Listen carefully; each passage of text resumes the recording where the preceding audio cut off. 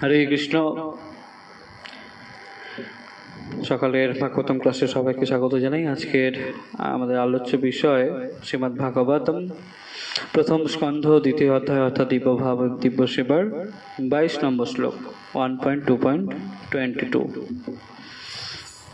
সবাই আমার পরে পরে বলো। অত বৈ কবয় নিত্যম ভক্তিম পরময়া মুদা বাসুদেবে ভগবতে কুর্বান্তাত্ম প্রসাদনীম। অত বৈ কবয় নিত্যম ভক্তিম পরময়া মুদা বাসুদেবে ভগবতে কুর্বান্তাত্ম প্রসাদনীম।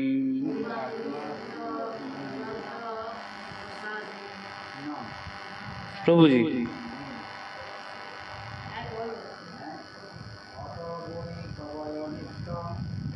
অত বৈ কবয় নিত্যম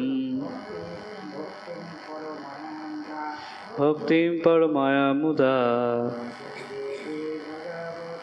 বাসুদেবে ভগবতে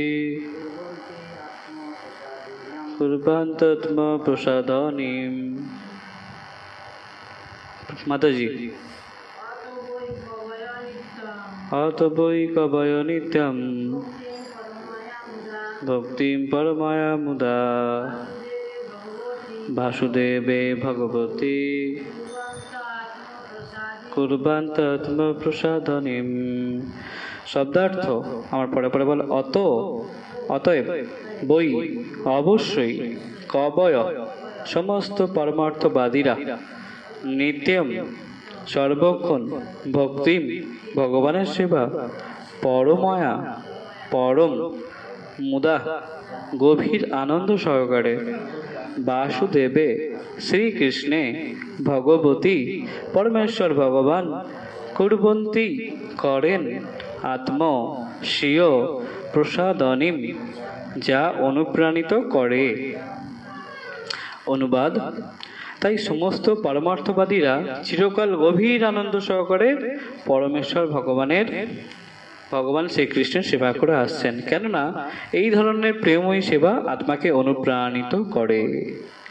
আগের দিন আমরা পড়েছিলাম আত্মার আত্মা হচ্ছেন কে? স্বয়ং আত্মাকে মানে জীবাত্মার আত্মা ভগবান শ্রীকৃষ্ণ।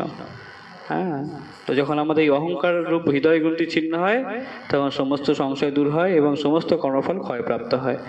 তারপরে শ্লোকে আমরা কি পড়ছি? তাই সমস্ত পরমার্থবাদীরা, যারা পরমার্থবাদী, আত্মজ্ঞান লাভের ইচ্ছে আছে, সেই তারা কি করছেন? আধ্যাত্মিক জ্ঞান লাভ করার চেষ্টা করছেন। তারা চিরকাল গভীর আনন্দ সহকারে পরমেশ্বর ভগবান শ্রীকৃষ্ণের সেবা করে আসছেন, কেননা এই ধরনের প্রেমময়ী সেবা, শ্রীকৃষ্ণের সেবা করার ফলে কি হয়? আত্মাকে অনুপ্রাণিত করে। তাৎপর্য: শ্রীল প্রভুপাদ কৃত তাৎপর্য: পরমেশ্বর ভগবান শ্রীকৃষ্ণের প্রতি প্রেমময়ী সেবার বৈশিষ্ট্য এখানে বিশেষভাবে বর্ণিত হয়েছে। আমরা আগেও পড়েছি যে শ্রীকৃষ্ণের সেবা করলে কি হয়, তাই না? আজকে শ্লোকেও সেই শ্রীকৃষ্ণের প্রেমময়ী সেবার বৈশিষ্ট্য এখানে বিশেষভাবে আলোচনা করা হয়েছে। শ্রীকৃষ্ণ হচ্ছেন স্বয়ংরূপ পরমেশ্বর ভগবান। শ্রীকৃষ্ণ তাহলে কে? স্বয়ং ভগবান। শ্রীকৃষ্ণ কোনো অবতার না, শ্রীকৃষ্ণ হচ্ছেন অবতারই। সমস্ত যারা আসছেন, এই কুর্ম, বামন, নৃসিংহ, এনাদের অবতারই তিনি তার থেকেই অবতারগুলো আসছেন, তাই না? কিন্তু স্বয়ং ভগবানকে শ্রীকৃষ্ণ হচ্ছেন স্বয়ংরূপ পরমেশ্বর ভগবান। এবং বলদেব, শঙ্কর্ষণ, বাসুদেব, অনিরুদ্ধ, প্রদ্যুম্ন ও নারায়ণ থেকে শুরু করে পুরুষ অবতার, গুণাবতার, লীলা অবতার, যুগাবতার এবং পরমেশ্বর ভগবানের অন্যান্য অনন্ত কোটি প্রকাশ হচ্ছে শ্রীকৃষ্ণের অংশ বা কলা। এটি হচ্ছে অংশ, কলা অংশ। এনারা হচ্ছেন শ্রীকৃষ্ণের অংশ বা তার অংশ, অংশের অংশ, কলা। এই যে পুরুষ অবতার মানে কি? এই ক্ষীরোদক্ষায় বিষ্ণু, বা কারণদক্ষায় বিষ্ণু, গর্ভদক্ষায় বিষ্ণু, হ্যাঁ, পুরুষ অবতার বা গুণ অবতার হচ্ছেন এই যে ব্রহ্মা বিষ্ণু মহেশ্বর, এনারা হচ্ছেন গুণাবতার, তাই না? তিনটে গুণকে ধারণ করেন তিনজনে, তাই গুণাবতার। তো এইরকম ভাবে এই অবতারগুলো তাহলে কি শ্রীকৃষ্ণের অংশ বা তার অংশ, অংশের অংশ। হ্যাঁ, কলা। জীব হচ্ছেন পরমেশ্বর ভগবানের বিভিন্ন অংশ, আর আমরা কি? হ্যাঁ, আমরা ভগবানের অংশ, বিভিন্ন অংশ, ক্ষুদ্র অংশ। তাই শ্রীকৃষ্ণ হচ্ছেন ভগবানের আদিরূপ এবং চিন্ময় স্তরে তিনি হচ্ছেন সবকিছুর পরম উৎস। তাই ভগবান শ্রীকৃষ্ণের যে রূপ সেটা হচ্ছে সব থেকে আদি। হ্যাঁ, এই ব্রহ্মাজি কি বলেছেন ব্রহ্মসংহিতায়? আদিকে গোবিন্দ, মানে শ্রীকৃষ্ণের আরেক নাম গোবিন্দ, তিনি গোপস্থতে আনন্দ প্রদান করেন।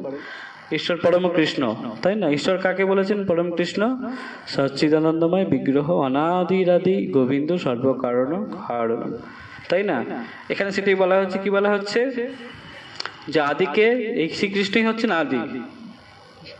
শ্রীকৃষ্ণ হচ্ছেন ভগবানের আদি রূপ এবং চিন্ময় স্তরে তিনি হচ্ছেন সবকিছুর পরম উৎস।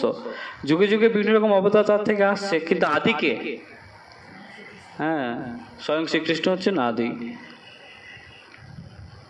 এবং চিন্ময় স্তরে তিনি হচ্ছেন সবকিছুর পরম উৎস, সর্বকারণ কারণম তিনি, সবকিছুর কারণ তিনি, সবকিছুর উৎস হচ্ছে তার থেকেই। তাই যে সমস্ত উন্নত স্তরের পরমার্থবাদী ভগবানের নিত্য লীলাবিলাসের কাহিনী শ্রবণে আগ্রহী, তাদের কাছে তিনি হচ্ছেন সবচাইতে বেশি আকর্ষণীয়। হ্যাঁ, তাই যারা উন্নত স্তরে পরমার্থবাদী, উন্নত স্তর, কালকে আমরা পড়ছিলাম না যে চণ্ডালের গৃহে জন্মগ্রহণ করে যদি সে হরিনাম জপ করে, তাহলে বুঝতে হবে কি তার আগে তিনি সমস্ত যজ্ঞ করেছেন, সমস্ত তীর্থে বাস হয়ে গেছে তার, তাই না? সমস্ত শাস্ত্র তার পড়া হয়ে গেছে। সব থেকে উন্নত স্তরে তিনি আছেন পরমার্থবাদীদের, যিনি হরিনাম করছেন।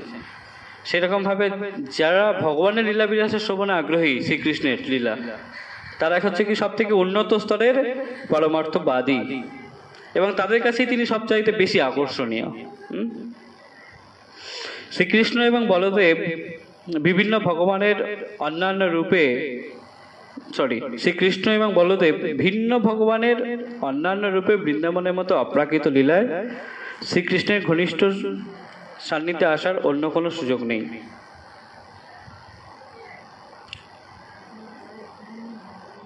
শ্রীকৃষ্ণ এবং বলদেব ভিন্ন। শ্রীকৃষ্ণ এবং বলদেব ছাড়া ভগবানের অন্যান্য রূপে বৃন্দাবনের মতো অপ্রাকৃত লীলায় শ্রীকৃষ্ণের ঘনিষ্ঠ সান্নিধ্যে আসার কোনো সুযোগ নেই। হ্যাঁ, একমাত্র শ্রীকৃষ্ণ এবং বলদেবের যদি আমরা উপাসনা করি, তবেই আমরা বৃন্দাবন লীলায় প্রবেশ করতে পারবো, তার সান্নিধ্য লাভ করতে, তাদের সান্নিধ্য লাভ করতে পারবো। কারণ ভগবানের এই দুটো রূপই বৃন্দাবনে আছেন। ভগবান শ্রীকৃষ্ণ বৃন্দাবনে, তাই না? বৃন্দাবন আর হচ্ছে বৃন্দাবনের প্রথম প্রকাশকে ভগবানের, যিনি বৃন্দাবনে থাকেন তিনি হচ্ছেন কে? বলদেব, তাই না? বলরাম। তা সেই শ্রীকৃষ্ণ এবং বলরাম, সেই জয় জয় নাগকন্যাগণ কীর্তনে আছে না, ভজনে, সেই নাগকন্যারা বলরামকে পেয়েছেন বৃন্দাবনে, আর শ্রীকৃষ্ণের গোপীরা তো কৃষ্ণকে পেয়েছেন। তাহলে শ্রীকৃষ্ণ এবং বলরাম ভিন্ন। ভগবানের অন্যান্য রূপের যদি উপাসনা হয়, হ্যাঁ, অন্যান্য রূপের প্রতি যদি আমরা আকৃষ্ট হয়ে যাই, তাহলে বৈকুণ্ঠ ধাম পাবো। কিন্তু বৃন্দাবনে ভগবানের সাথে, স্বয়ং শ্রীকৃষ্ণের সাথে লীলাবিলাসের তার ঘনিষ্ঠ সান্নিধ্যের সুযোগ থাকবে না। হ্যাঁ, বৈকুণ্ঠের উপরে বৃন্দাবন, সব থেকে উপরের স্তর বৃন্দাবন। হ্যাঁ, তো বৈকুণ্ঠে কখন যাব? যখন ওই আমরা নৃসিংহ বামন ভগবানই তারা, কিন্তু তারা কোথায় থাকেন? তারা থাকেন বৈকুণ্ঠে। তাহলে আমাদের গতি কতদূর হবে? বৈকুণ্ঠ পর্যন্ত। কিন্তু যদি শ্রীকৃষ্ণ বলরাম এদের সেবা হয়, তাহলে কি হবে? আমাদের গতি সেই বৃন্দাবন ধাম পর্যন্ত, তাই না? যখন গোপীরা শ্রীকৃষ্ণের বিরহে অত্যন্ত কাতর, তখন বিষ্ণু ভাবলেন আমিও তো ভগবান, আমি যাই ওদের দেখা দিলে একটু মন শান্ত হবে। যখন বিষ্ণু দেখা দিলেন, তখন কি হলো? তখন তারা প্রণাম করলেন, কিন্তু তাদের কাছে কি বলছেন? যে আমাদের কৃষ্ণকে খুঁজে দাও। হ্যাঁ, তুমি ভগবান ঠিক আছে, কিন্তু আমাদের কৃষ্ণকে দরকার। সেরকমই ব্যাপার। তা আমাদের কেন্দ্রে কে থাকবে? কৃষ্ণ।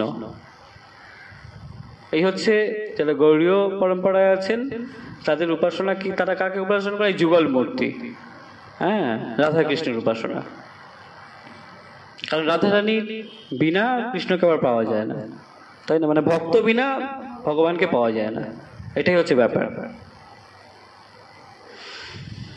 তাহলে শ্রীকৃষ্ণ এবং বলদেব ভিন্ন, ভগবানের অন্যান্য রূপে বৃন্দাবনের মতো অপ্রাকৃত লীলায় শ্রীকৃষ্ণের ঘনিষ্ঠ সান্নিধ্যে আসার কোনো সুযোগ নেই। অন্যান্য রূপের উপাসনা হলে তারা যদিও ভগবানের কি বলা হলো, অংশ বা তার অংশ, কিন্তু স্বয়ং ভগবানকে শ্রীকৃষ্ণ। কিছু মূর্খ লোক তর্ক করে বলে যে শ্রীকৃষ্ণের অপ্রাকৃত লীলাবিলাস ইদানিং স্বীকৃতি লাভ করেছে, কিন্তু তাদের সেই যুক্তি সত্য নয়। এটা কি এই ইদানিং এই দাপড়ে এসছেন বলে ভগবান কি শুধু এই দাপড়ে এসে লীলাবিলাস করছেন, নাকি ভগবানের লীলা নিত্য? ভগবানের লীলা নিত্য, কেননা শ্রীকৃষ্ণের লীলা নিত্য এবং ব্রহ্মার প্রতিদিনে একবার তিনি অবতীর্ণ হন। ঠিক যেমন প্রতিদিন 24 ঘন্টা অন্তর সূর্য একবার করে পূর্ব দিগন্তে উদিত হয়, 24 ঘন্টা একবার সূর্য ওঠে, এরকম ব্রহ্মার একদিনে ভগবান একবার আসেন। ঠিক আছে, তাহলে ব্রহ্মার একদিনে ভগবান একবার আসেন।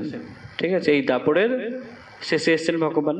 তারপরে কি তিনি এই যে তারপরে অপ্রকট হয়ে গেলেন, তার লীলাবিলাস সব বন্ধ হয়ে গেছে? না, তার নিত্যধামে তিনি লীলাবিলাস করছেন, তাই না? তার নিত্যধাম বৃন্দাবনে, সেখানে তার ভক্তদের নিয়ে তিনি তার নিত্যলীলা প্রকাশ করছেন সেখানে।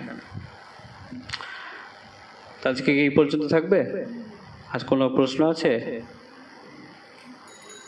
আচ্ছা, তাহলে এই পর্যন্ত বিশ্রাম থাকলো। পরের দিন আবার আমরা পরবর্তী শ্লোক নিয়ে আলোচনা করব। বাঞ্ছাকল্পতরুভ্যশ্চ কৃপা সিন্ধুভৈব চ পতিতানাং পাবনেভ্যো বৈষ্ণবেভ্যো নমো নমঃ। অনন্ত অনন্ত কোটি বৈষ্ণবী বৃন্দ কি, শ্রীল প্রভুপাদ কি, নিতাই গৌর প্রেমানন্দে। হরি হরি হরি।